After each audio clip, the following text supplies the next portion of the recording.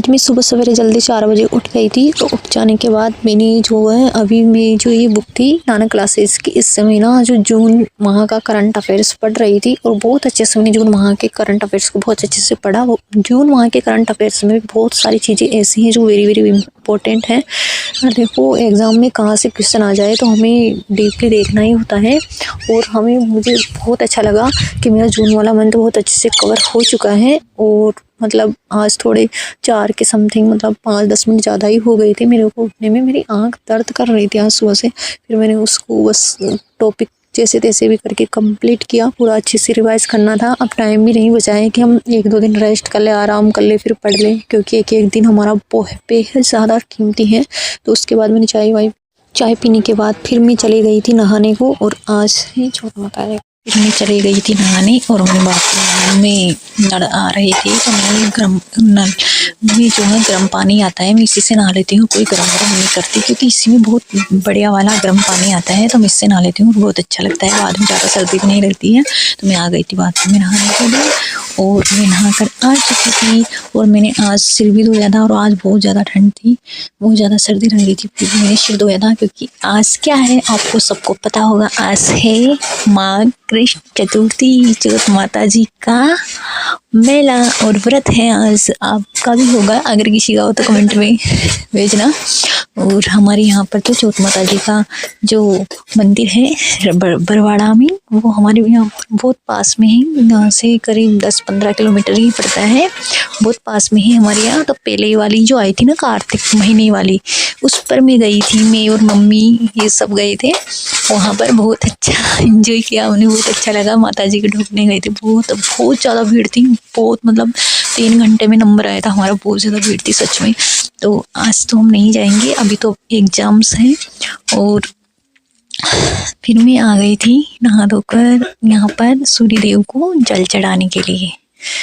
तो सूर्य देव को जब जल चढ़ाते हैं तो बहुत अच्छी पॉजिटिविटी आती है, बहुत अच्छा। और स्टूडेंट को चढ़ाना भी चाहिए। सूरज भगवान जो है हमें हर दिन एक नया अवसर देने के लिए हमें एक कॉन्फिडेंस का काम करते हैं। सूरज भगवान हमारे लिए बहुत बेटर होते हैं। तो मैं तो रोज़ाना जल चढ़ाती हूँ।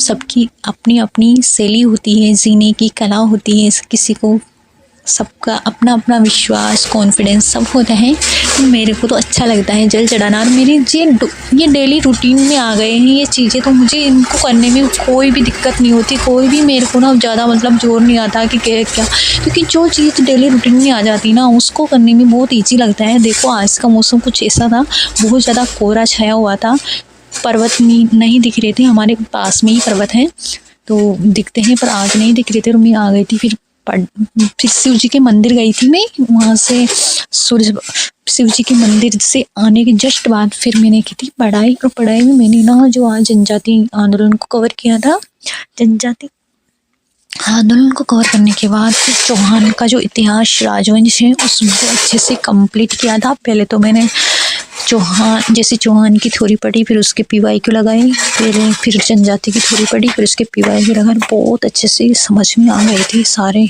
जो फैक्ट होते हैं, जो अवधारणाएं होती हैं, उनको बहुत अच्छे से समझ कर पढ़ा था। क्योंकि इनमें से ना जो क्वेश्चन पुट अप होकर आता है और मतलब ना वेरी वेरी इम्पोर्टेंट है। और अब तो एग्ज़ाम बहुत पास में आ चुकी हैं, तो एक एक दिन को आप यूटिलाइज करते हुए पढ़िए, एक एक दिन को आप बहुत बेहतरीन दीजिए, अपना हर दिन प्रोडक्टिविटी के साथ दीजिए। और आज मैं पढ़ रही थी, मेरी आंख भी दर्द कर रही थी, फिर भी क्योंकि पढ़ना है, एक एक दिन हमारा अमूल्य हीरा है। और ये दिन है जो हमारी लाइफ में बहुत बेटर बनकर आएंगे, हमें बहुत अच्छा एक्सपीरियंस देकर जाएंगे हमारी लाइफ को।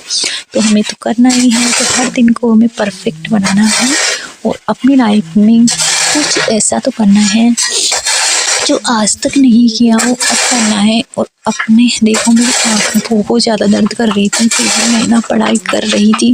क्योंकि अब वो दिन नहीं है कि हम 1-2 दिन रेस्ट कर ले फिर पढ़ लेंगे, भाई एक एक दिन बहुत ज़्यादा मूल्य है और पास में आ चुका है टाइम। तब रिवीजन बहुत बेटर से करना है। और आज तो 6 जनवरी हो गई है तो अब तो बस लगभग 19 को मेरा एग्ज़ाम है, बहुत पास में आ गए हैं, तो मैं जल्दी जल्दी से रिवीजन कर रही हूँ और मेरा जो प्लान है वो बहुत अच्छे से चल रहा है और मैं उस प्लान को कवर कर पा रही हूँ, मुझे बहुत अच्छा मिलता है। अगर एक टॉपिक किसी दिन रह जाते हैं, अगर कोई काम घर में काम करवाती हूँ तो फिर रह जाता है, वैसे मैं सोचती हूँ कि कंप्लीट हो पर फिर भी रह जाता है, तो मैं उसको एक दिन जो रहेगा उसमें कवर कर लूँगी और बहुत अच्छे से कवर कर रही थी। हाँ, अभी बेटर कीजिए और अपनी लाइफ में जो भी करना है उसके लिए कंटिन्यूटी रखिए, कॉन्फिडेंस रखिए, खुद पर कॉन्फिडेंस होना ज़रूरी है। आपकी सबकी तैयारी कितनी हो, अगर कॉन्फिडेंस नहीं है तो वो भी तैयारी किसी काम की नहीं होती, क्योंकि कॉन्फिडेंस होना ज़रूरी है, लास्ट टाइम में है। और देखो मैं ये अपना जो स्टडी प्लान बनाती हूँ ना, तो उसमें मैं टिक के निशान लगा लेती हूँ, जो जो टॉपिक कवर होते हैं उनको मैं राइट के निशान लगाती हूँ। अंदर से एक बहुत अच्छा फीडबैक मिलता है खुद को कि हाँ, आज मैंने ये टॉपिक कवर किए। और करंट वगैरह मैंने सुबह पढ़ ली थी।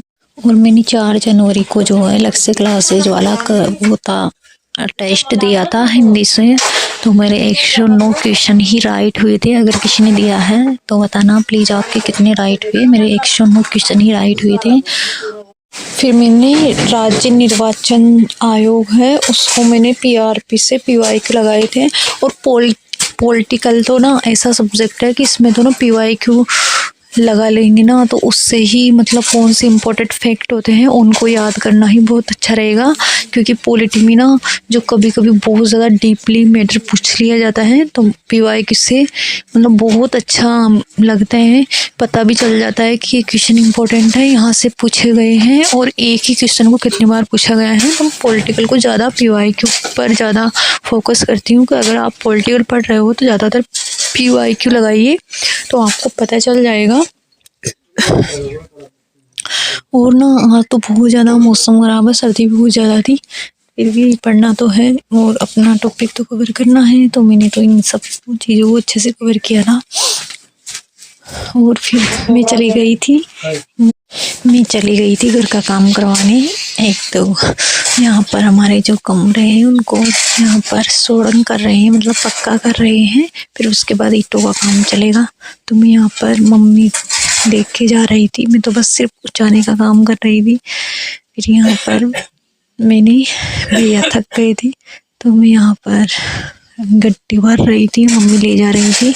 तो ये मैंने बीच में पढ़ाई के बाद ये घर का काम भी किया, 2-3 घंटा काम भी करवाया था। तो ये है घर की परिस्थितियाँ, घर की सिचुएशन है उसके हिसाब से करना पड़ता है।